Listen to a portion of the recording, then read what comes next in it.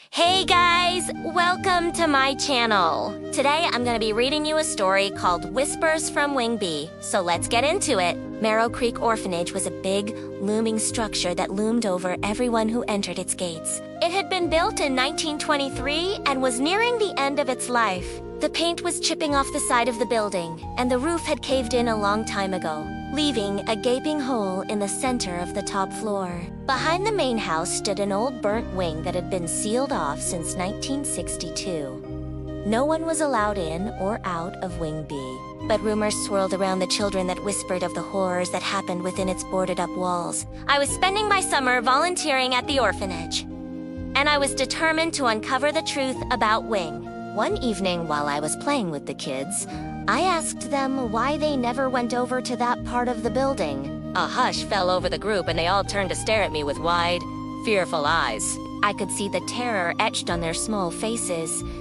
as they looked at me like I had just suggested we play a game of tag in the middle of a highway. It was then I noticed that they were all staring at something behind me.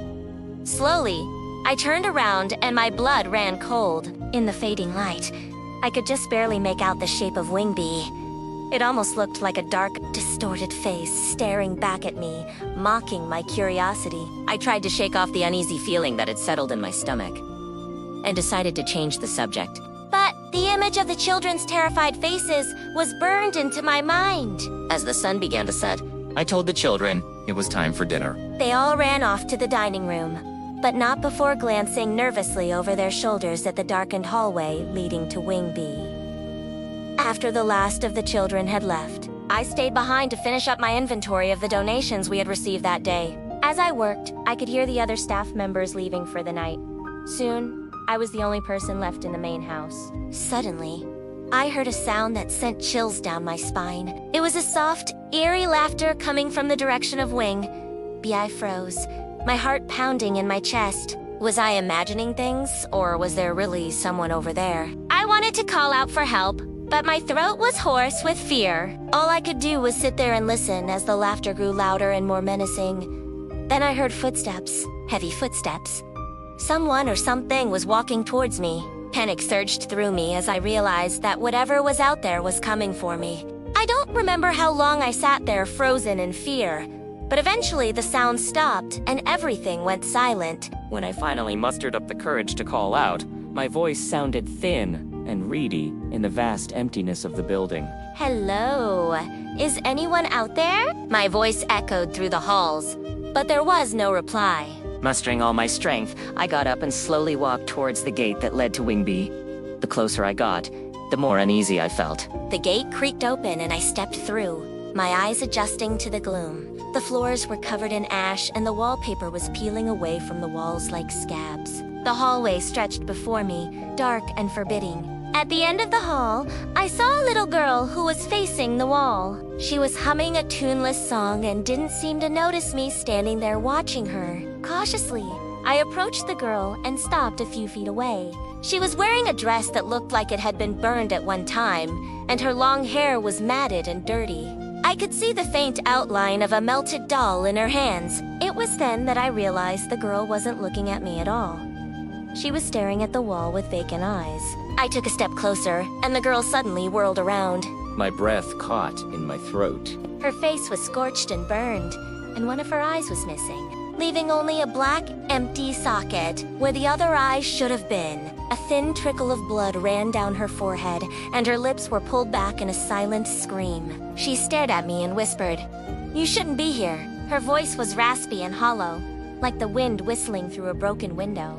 I stumbled back, my mind screaming at me to run, but my feet seemed glued to the spot. The girl took a step towards me and I panicked, turning and fleeing down the hallway. The doors on either side of me burst open and I could hear the children's laughter echoing behind me. I could feel their burning, hateful stares boring into my back as I ran. Suddenly, the hallway stretched out before me, longer than it had been before. The doors were all open now, and the hallway seemed to go on forever.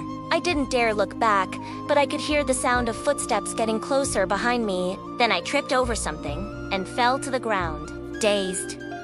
I looked up to see a little girl standing over me. She had a twisted doll in her hands that looked exactly like the headmistress. The doll's necklace glinted in the dim light, and I realized with a jolt that it was the same necklace the headmistress always wore. The girl opened her mouth, and I could hear the scratching of her voice. "You shouldn't be here. You shouldn't be here." I screamed and scrambled to my feet, knocking another girl over in my haste. She looked at me with vacant eyes, and I saw that she was holding a doll. This one looked like the cook, Mrs. Gable, with the charred remains of her apron still tied around its neck. I ran, not daring to look back. The hallway was filled with the sound of children's laughter and the scraping of their feet on the floor. I could feel their presence all around me, their burning hatred seeping into my skin. Then everything went black. I woke up in the nurse's office with a start. I was shaking and my heart was racing. I looked around wildly, half expecting to see the children standing there with their dolls. But it was empty. I checked my locker and found my doll sitting there, still warm. I'll never go near one again. So, what do you think? If you enjoyed this video, don't forget to like and subscribe. Thanks for watching.